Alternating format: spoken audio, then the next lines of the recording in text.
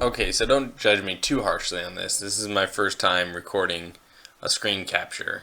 Started out designing the clock in AutoCAD, ported that to a PDF, imported the PDF to GIMP 2, made them in image files, and imported them into the Cricut software.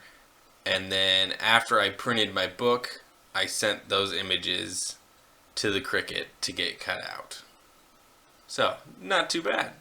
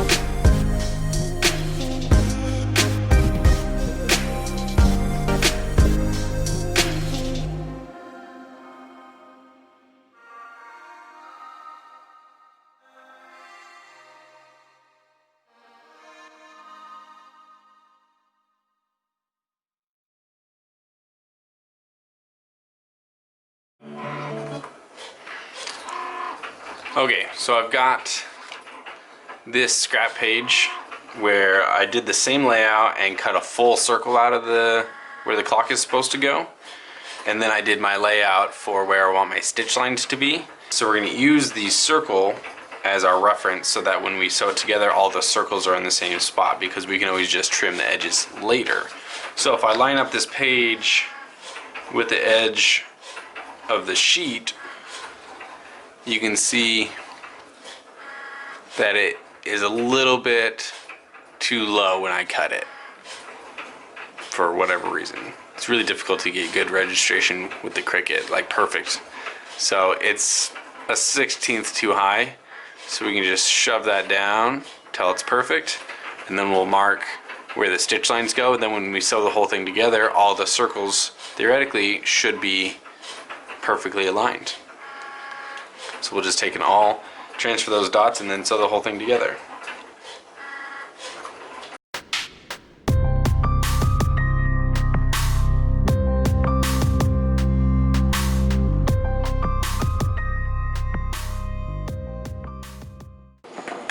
My great-grandfather loved to write poems, and when he died, I think this is the story, his wife compiled those poems and got them published into this book, A Rhyme in Time, and they published enough for all the grandkids to have a copy. And it's full of tales and fables and different rhymes that he wrote throughout his life. It's a really awesome memory of him. So when I was in college, took a book arts class, learned how to make books, and I was inspired by A Rhyme in Time to make this book. And I had it hanging on my wall for years and years. You can set the time, and inside is A Rhyme in Time. And it's only 5 pages long. Because I wanted it to be the thickness of an actual book, but the amount of layers that I wanted to cut for the clock mechanism and the amount of poems that I wanted in my book wouldn't really fill a full book. And I didn't want to just take this book and cut a clock out of, every page. That wouldn't be good, because this is kind of one of a kind. And this really didn't turn out the way I had envisioned it in my head. So each page is, I think, 20 pages thick, and they're laminated together with glue.